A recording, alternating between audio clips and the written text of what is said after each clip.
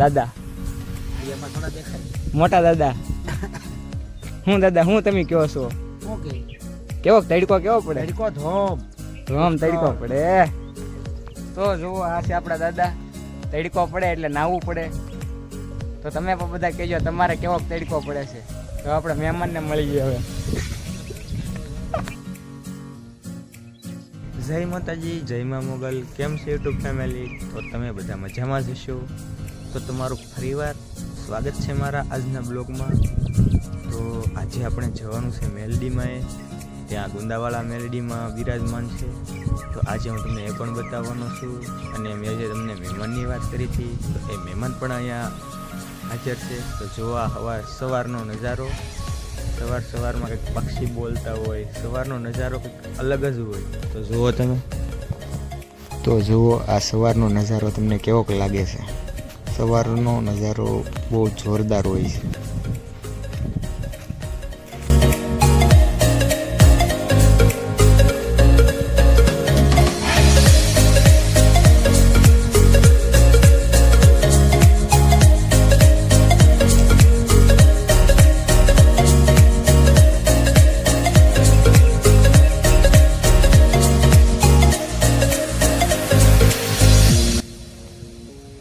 તો તમે ઘણા ખરા ફૂલ છોડ પણ જોયા છે તો એવી રીતે અમારે કંઈક છોડ રોપ વાવેલો છે અને તો ચાલો જઈ માથે મહેમાન શું કરે છે સૂતા કે જાગે જોઈએ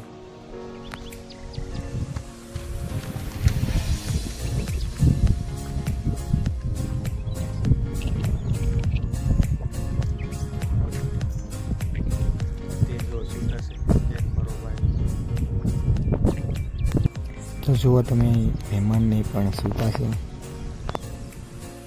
મહેમાન ઉઠી ગયા છે હવે આપણે મારા ભાઈને મૂકવાનો જવાનો છે મારા આતાની ઘરે તો તમે મારા બ્લોગ ઉપર બને રહેજો મારા આતાની ઘરે જઈશું પહેલાં પછી જઈશું આપણે મેરડીમાં ત્યાંથી આવીને તો અમે જો હાલીને નીકળી ગયા મહેમાનને કંઈક ડમરી સડતી હોય એવું લાગે ઘડી કાંઈ પણ બધી વળ ખાતા જાય જુઓ તમે એને પણ કાંઈ મેળ નથી જુઓ આમ કઈ રીતે હાલે જાય જુઓ પછી આપણે જઈશું મેલડીમાં તો મારા બ્લોગ ઉપર તમે બિના રહેજો તો ચાલો ભાદરોડ તો હવે આપણે ભાદરોડ જવા નીકળી ગયા છીએ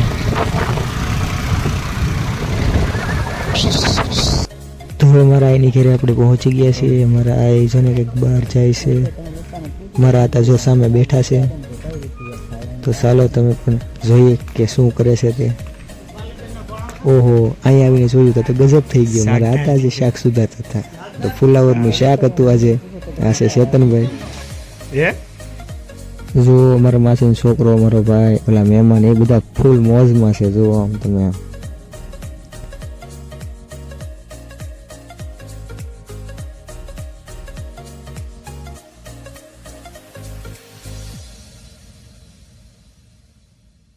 આતાની ઘરે આવીને તો જોયું તો બધા ફોનમાં પડી જાય હો ભાઈ લવાજી એક આ ભાઈ બહુ ડાયા સીધા સાદા છે અને હાથમાં ફોન ન હોય જો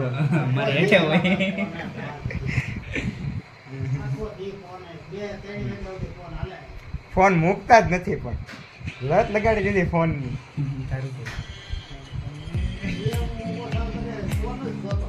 હા હું બોલી કંઈક બોલો હું બોલી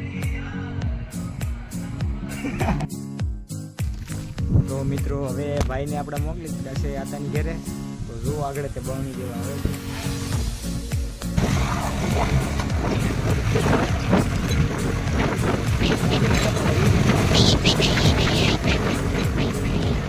તો આ છે આપણા ભાઈ તો જો આપણે એની પાસે પહોંચી ગયા જુઓ મિત્રો આપણે ભાઈને મૂકીને વૈયા ઘરે બહુ તડકો થઈ ગયો છે આપણે ગાભા પણ હારે લઈ લીધા છે તો આપણે પણ નાહવાનું છે દાદા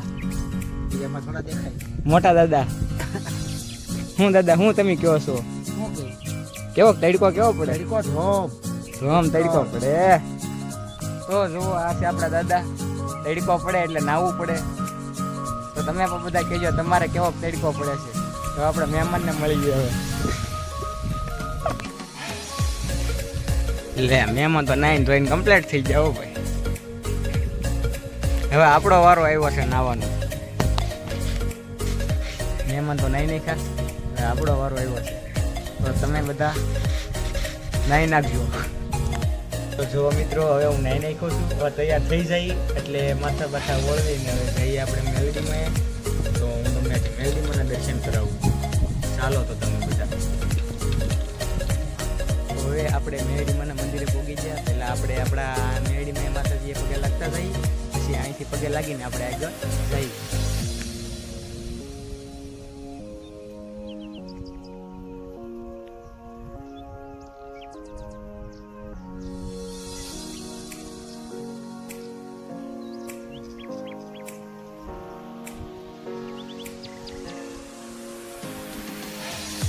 હવે અમે બે નીકળી ગયા છીએ. આ મહેમાન પણ મારી હારે છે. તો આપણે જવાનું છે ગુંદાવાળા મેરડીમાં.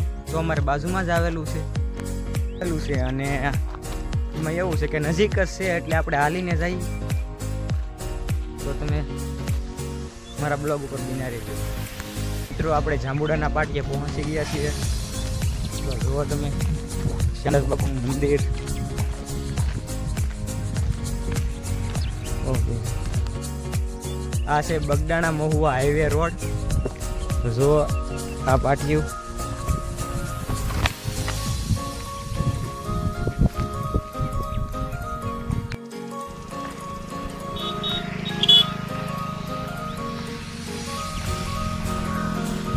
તો હવે બધાના ખેતર ખાલી બતાવી છે. જુઓ તમે, અત્યારે ઉનાળો હાલે છે એટલા માટે બધાના ખેતર ખેડાઈ ગયા છે.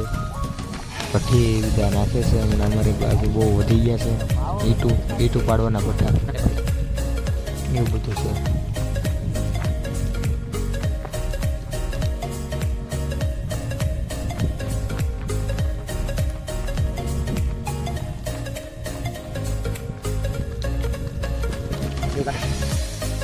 હા ભાઈ,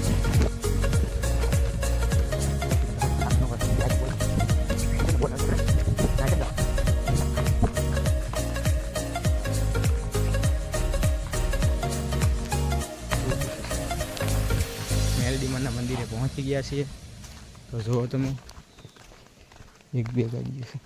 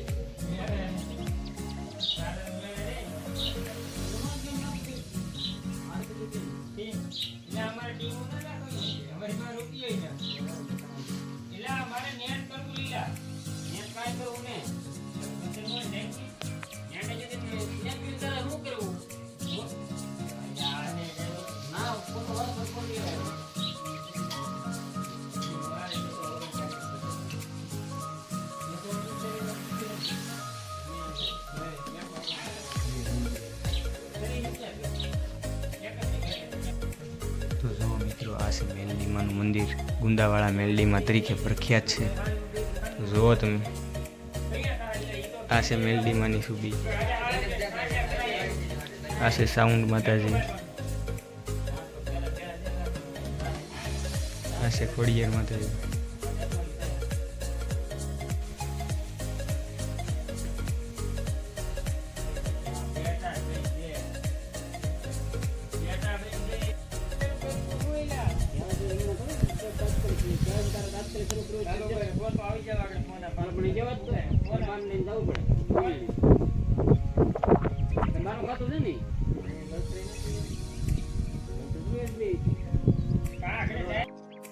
દર્શન કરીને નીકળી ગયા ઘર તરફ જવા માટે.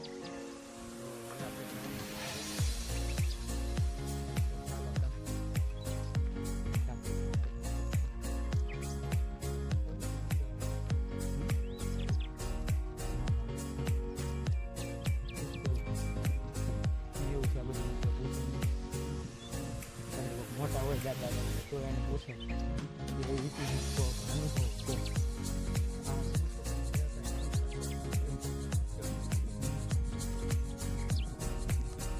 તો જુઓ મિત્રો, આ છે જાંબુડાનું નેરું. તો અટાણે આપણે નેરેથી હાલેલા છીએ, કારણ કે આમાં એવું છે કે અહીંયા જરાક એક મેદાન છે જોરદાર, કારણ કે અહીંયા થોડીક રીલું બીલું બનાવીએ, વિડીયો શૂટિંગ કરીએ, એટલા માટે અમે ખાલી નેરેથી હાલ્યા છીએ. અટાણા પાણી તો કાંઈ હોય નહીં, ઉનાળો હાલે છે, તળાવ આખું ખાલી છે. તો મિત્રો, આપણે જે મંદિરે જવાની વાત કરી હતી, તો આપણે મેલડીમાના મંદિરે પણ જઈ આવ્યા. જે કોઈને દર્શન કરવું હોય તો તમે ત્યાં જઈ શકો છો. અને આજનો મારો બ્લોગ તમને જો ગમ્યો હોય તો એક કોમેન્ટ કરજો અને એક લાઈક આપી દેજો. જો ચેનલ ઉપર નવા હો તો ચેનલને સબસ્ક્રાઈબ કરતા રહેજો, અને બાજુમાં બેલ આઇકન એટલે ઘંટી તો એ દબાવતા જજો, તો જેથી કરીને હું વિડીયો મૂકું, અપલોડ કરું તો મારી માહિતી તમારા સુધી પહોંચે. તો આજના બ્લોગમાં બસ એટલું જ. આવજો. જય માતાજી, જય મા મોગલ.